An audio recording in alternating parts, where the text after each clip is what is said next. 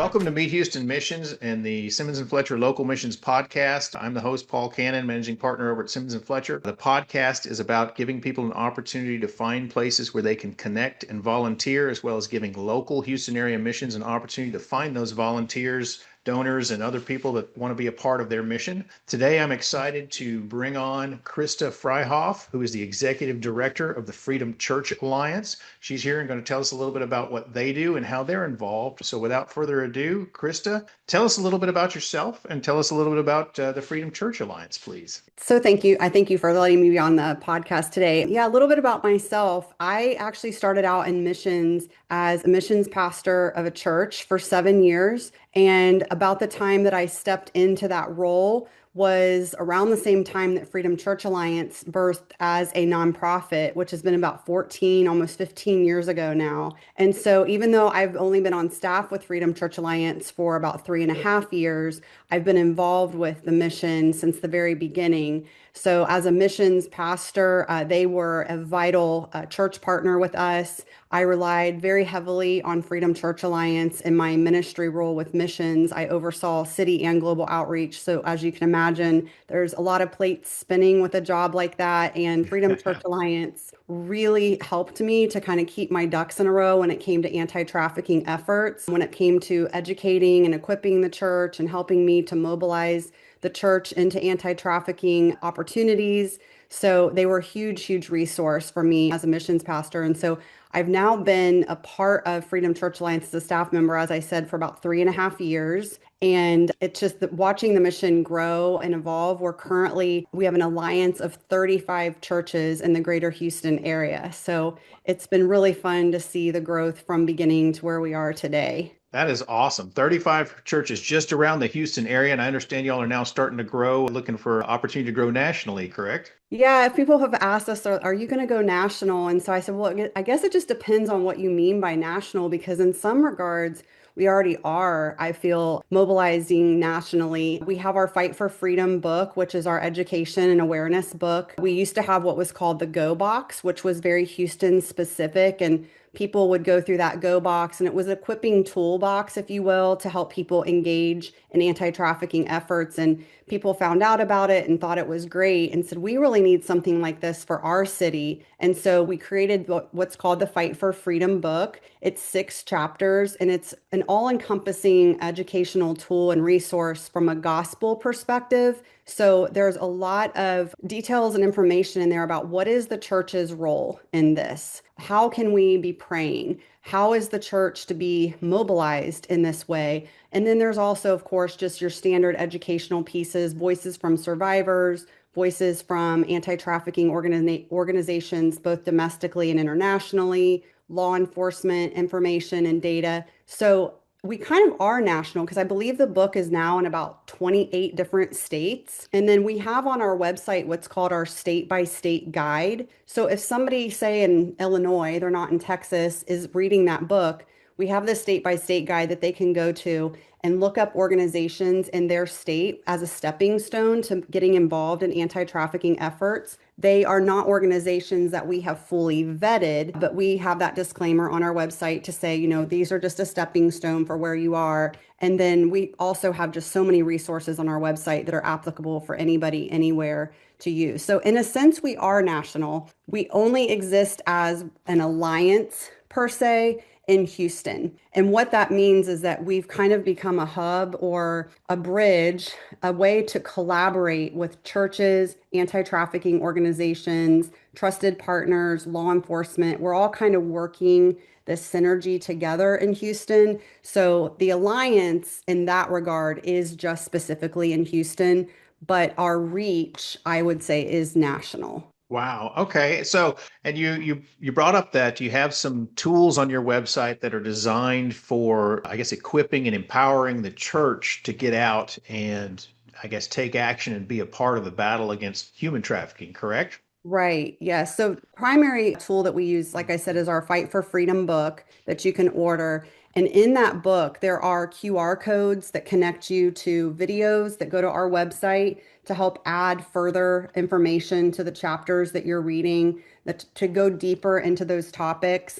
And then there's additional resources on there where we provide articles There's a couple sermons on there from pastors who've spoken from the pulpit about just sexual immorality in general and how that leads to pornography addiction and human trafficking. So lots of different resources that people could use, whether they're a leader in a church or they're just somebody that is in the community that's wanting to learn more and how to fight human trafficking. Wow. Okay.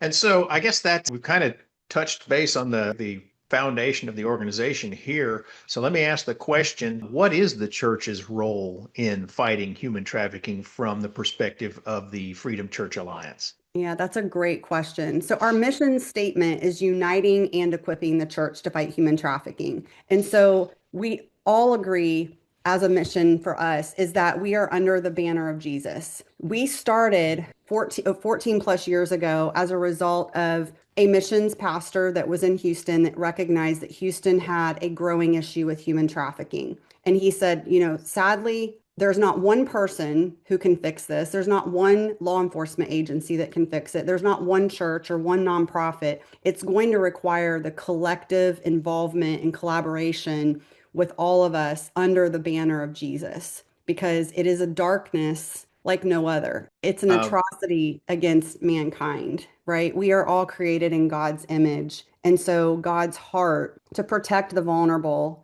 is huge. We see it all throughout scripture. And so we believe that the church has a huge part in this. One, prayer. A lot of times we dismiss prayer as not taking action. It's the lazy way out and the way that you can sit at home and not be on the front lines. But prayer in and of itself is the most powerful weapon that we have against human trafficking because we aren't fighting against flesh and blood. In Ephesians 6, it tells us that we're fighting against spiritual darkness, right? So we have to pray against that. We have to pray to protect the vulnerable. So prayer is number one. Becoming aware and educated on the topic, I would say, is number two, because if you don't have awareness, you can't take effective action, right? It's one thing to have a good intention and to jump in and want to be helpful, but if you don't truly understand what you're fighting against, it's hard to know how to take effective action, effective being the key word. So I believe that the church's responsibility, as a leader of a church, the primary shepherd of that church is teaching what scripture says on all God's truth, right? And one of the messy things that they don't want to talk about oftentimes is sexual immorality because it's a very difficult, messy topic to discuss. But I do believe, we believe that that is part of the church's responsibility is to address that and to guide and to shepherd their congregation because we know through research that the church has just as much of a problem with pornography as common society that doesn't go to church. So that's an issue. So the church leadership has definitely got a responsibility to lead their congregation through the truth of those passages and not avoid them. And then I would say, lastly, to help them take action, that you have somebody who's overseeing the outreach and missions areas of your church that sees it as a priority to help them be engaged to fight against human trafficking. And part of that, which is sort of another number four here, but all goes together, is we talk about upstream ways to serve against human trafficking. And a lot of people don't know that until they get educated. It's not just going out and kicking down doors like we see in the movies. That's the law enforcement's job to do that. But upstream ways of serving could mean that you decide to go volunteer as a mentor at an underserved middle school that your church is partnered with. And you might be the only person in that child's life that is seeing the apps on their phone that they're engaging with or hears the cry of their heart, or maybe they're in a neglectful or abusive home and they're very vulnerable to being trafficked, but that mentor could be engaged in such a way that helps them to guide them away from those vulnerabilities, or working as a volunteer in a crisis pregnancy center. There's so many overlaps with human trafficking. So just guiding, those individuals that are coming into those upstream ministry opportunities is a huge way that people can help that sometimes is overlooked. Wow. Yeah, I mean, the battle has to start before people even get into human trafficking. It Right. starts with education and awareness because nobody goes to their high school counselor and sits down and says, I want to be a trafficked prostitute when I grow up. It Right. doesn't happen that way. They are generally brought in by force or by desperation at some point out of need or necessity or force, and then they wind up stuck in a life they can't get out of. So If you're gonna Exactly. if you're gonna fight the battle, you have to start at the beginning and try and curb the supply, I guess, just as much as you're trying to curb the demand in these situations. But well, Right. that is awesome. So you guys are involved largely in equipping the church to get involved and support organizations that go out and do a lot of the human trafficking battle. I noticed when I was looking at your website, you list several of them in the Houston area that y'all are involved with: Scarlet Hope, Elijah Rising, Unbound Houston, Street Grace, the Joseph Project, Redeemed, Rescue America, Demand Disruption, and Refuge for Women. These are all organizations that you guys have gone through a vetting process of some sort to basically ensure that they are actually doing good work out there and being good stewards of the money that they receive when they receive donations in order to go help fight human trafficking, correct? Yes, that's correct. So, like I said, we collaborate with a lot of different organizations, including law enforcement, but we have what's called a trusted partner. We have 9 of those that you just listed off. And one of the key requirements in order for them to qualify as a trusted partner is that they must be doing effective gospel-centered work. So we say that the church doesn't give, and I mean the capital C church doesn't give to us, but they give through us. So over 50% or nearly 50% of our income in 2025 went back out to help serve frontline organizations that we are partnered with or for direct survivor advocacy support. Like when we get a phone call from law enforcement and says, "Hey, we just did a sting operation. We've got 3 survivors that need hotel rooms for the night until we can figure out where we can place them in a residential care facility." And so nearly 50% of our budget last year went towards those direct survivor support services and also to our trusted partners. All 9 of them are working in Houston, but 6 of them are actually working far beyond Houston and even in other states. Some of them are even Right. working at a national level. Yeah, I know. Like Rescue America is basically a pretty much a worldwide hotline now, isn't it? It's a national Are they hotline. national? Okay. Yes, it's a national hotline. Joseph Project is also one of our national organizations. They provide legal aid services specifically for survivors of human trafficking, and they have pro bono attorneys that are lined up in multiple states across the United States. Wow. And that's interesting because I was looking at the different organizations. I recognize some of them. Some of them I kind of had to look up and look, but you've got Mhm. some of these like Scarlet Hope and Elijah Risen, which these are organizations that are literally going out and doing direct outreach, trying to help people get out of the life. You've got other groups that are like hotlines, like we talked about with Rescue America. And then you've got other organizations here, Refuge for Women, Redeem, some of these organizations that are aimed at helping house them, educate them, feed them, and give them career training, things that they need in order to survive outside of the lifestyle. So this organization pretty much supports all of the different steps that are involved in fighting the human trafficking battle. And from what you say, including talking to law enforcement, to education in the schools. So getting involved in the front end before it even happens too. So that's really powerful. And that's an awesome testament that this organization can give of what it's doing out there to be a part of solving the entire problem, not just necessarily picking and choosing one section. So tell me, do you guys, how many people, I guess, work for and or volunteer for the organization in general? We have a really lean staff. I am the only full-time staff member. And then Okay. we have 2 part-time staff members. We have our outreach director, Stacy Grigg. And then we have Lauren, who is our communications manager, but she does so much more than communications. She's a survivor leader voice as well. And she really helps speak into that survivor perspective for us. And that's very valuable. So it's really the 3 of us. And then our founder and president, Lee Kohler, she is not like officially on staff per se. She's our mighty warrior volunteer. She loves to advocate for the work that we do, and she's very good at that. She's wonderful for speaking engagements and all sorts of leadership involved, but she is very much a volunteer for us, which we're grateful for. She allows that because she chooses to do that. It gives us the ability to be more generous. And so it's really just the 4 of us. And then as far as volunteers, so, like I said, we are predominantly equipping the church to go out and then serve with all of our trusted partners. But we do have a couple ways that we have people volunteering with us directly. One is our Go Bag project. So about 10 years ago, the FBI had come to us and said, when we go out and do a sting or a raid, the byproduct or the fallout of that, if you will, is that we have all these survivors that are just standing here scared and they have nowhere, they don't know what to do. And so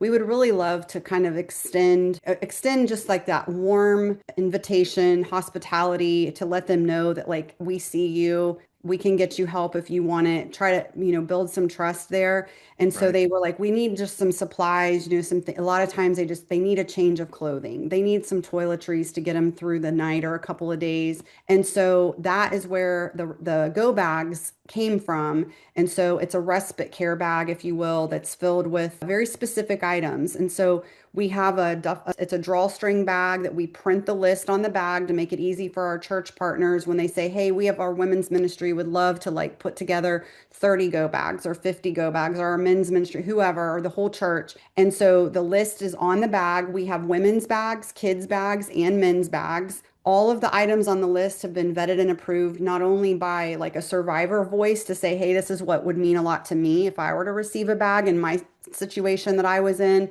but also they're vetted by law enforcement and a lot of the emergency type placement places that would say, we can't allow, for instance, fingernail clippers in the bag because it could be harmful and Right. not used in the proper way. So all of those items have been very thought through. The churches get their volunteers together and they fill the bag with the contents on the list through their own donations of bringing people together to do that. So that's one way that churches volunteer and serve with us. And then the other way, which is pretty new, just started last year in partnership with Scarlet Hope, we now are the digital outreach hub for Houston. So, in partnership with them, we have a digital outreach platform that we use that we text potential victims of human trafficking. So it scrapes data, it's specific to Houston, and we have texting conversations. We have our volunteers, we train them.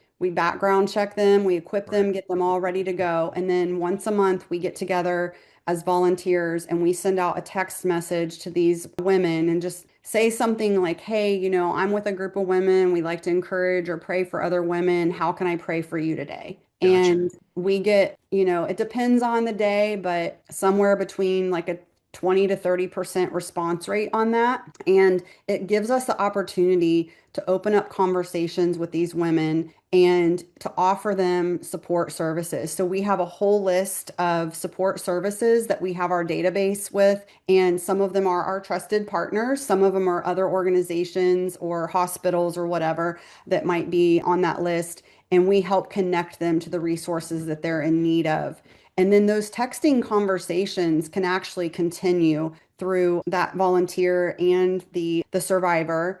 If the volunteer says, hey, I don't think I'm going to be available this week, we can, that we can hand that conversation off to another volunteer who's willing to take that conversation on so that we don't lose Gotcha. contact with that woman. So that's just, we've loved having the opportunity to connect with those ladies and be just a resource. And we've gotten some really incredible responses back from some. One of the ones that stood out the most to us was the woman responded back and she said, you want to pray for me, not pay for me. I mean, it was Wow. like, wow, it was a pin drop. You could have heard a pin drop in the room when our volunteer was like, oh my goodness, you're not going to believe this response that I just got. Wow. So she was surprised that somebody would stop in their day and want to offer to pray for her because she was so used to being a transactional relationship with someone. Wow. So it's been a really incredible way to serve and get people involved. So we are doing that. People can volunteer with us. You have to be female to do it because we are reaching out to female survivors. And so that is our requirement.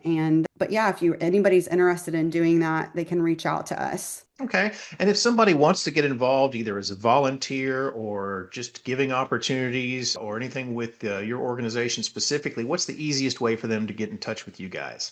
Well, we have on our website, like most do, just, contact us at, and then when that email comes through, I actually get that email in my inbox. Also, you can go onto our staff page. Like I said, we're a lean staff, so all of our pictures are attached to, like, you can click and email us. I believe it gives our email addresses. That's another way. And then also we have social media. So people have direct messaged us through social media if they prefer that. In fact, our Instagram, we and Facebook, we keep updated pretty frequently with opportunities for people to serve, not just with us, but also with our trusted partners. When we learn of needs that they have, we do post those on our social media account too, if people want to contact us in that way. Wow. Okay. So if people want to reach out to you, step one would be go to the website, which is freedomchurchalliance.org, correct? Correct. And then from there, they can either phone or send emails or get in touch. Do you guys do any kind of like fundraisers or anything like that specifically, or is it mainly relying on donations and or volunteered time?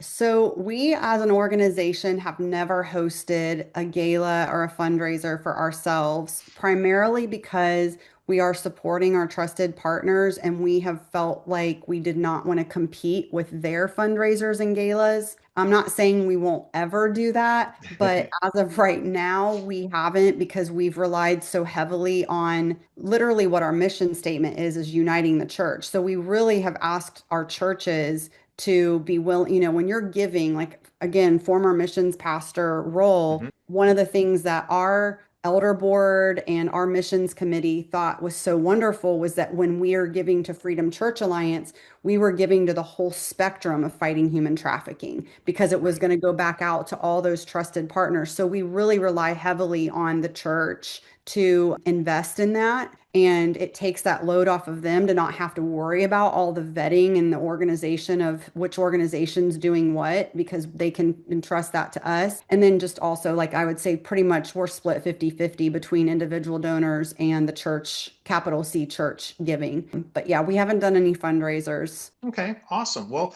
thank you so much for taking a little time to talk with us and tell us about Freedom Church Alliance. Before I let you go, is there anything that you'd like to tell us about the Freedom Church Alliance that I didn't think to ask you about? You covered a lot. The only thing I would say is that if you are somebody listening to this and your church isn't partnered with us in our alliance, is I would encourage your church to take that into prayerful consideration because we have every quarter what's called a church council meeting. And that's where we bring in church leaders from all 35 of our church partners. It's a really valuable time. We try to make the most impact. We're together for about 2 hours. We feed everybody lunch and we bring in at least one of our trusted partners, or we will bring in somebody from law enforcement, somebody that's in the anti-trafficking space, and we give them anywhere from 20 to 35 minutes to speak on a specific topic to help, bring education and awareness and update of what's going on in Houston. We also provide our own updates during that time. And then at the end of that meeting, we take time to pray for our city and anti-trafficking organizations that are serving in this fight. But we also take time to collaborate. So it's really, I can say from my former role as a missions pastor that it's super helpful when you're in a room full of other church leaders and you're hearing ideas that they're doing in their church. And you're like, that's a really great idea. That would work well in my congregation too. And so it's that collaboration and drawing from each other's ideas that's really helpful. So that alliance time as a church council is very valuable. So I would encourage churches, if they're not part of the alliance, to reach out to me. And I would love to come and have a conversation with you, your elders, your missions council, whoever it may be that would make that kind of a decision. I can email you information about it as well. That is awesome. That is awesome. Well, thank you so much again for taking time to share all this information with us. Again, this has been Christa Freyhof, the Executive Director at Freedom Church Alliance, and myself, Paul Cannon, Managing Partner over at Simmons and Fletcher. And if anybody else would like an opportunity to be heard, if you're out doing missions work, as long as it is work in the done at least in part here in the Houston area or based here, so there's opportunities for locals to get involved and volunteer, then I'd like to hear from you. Please send me an email at pcannon@simmonsandfletcher.com or give us a call at the firm and let's get something set up. Thank you so much again for your time, Christa. Thank you so much. Appreciate it.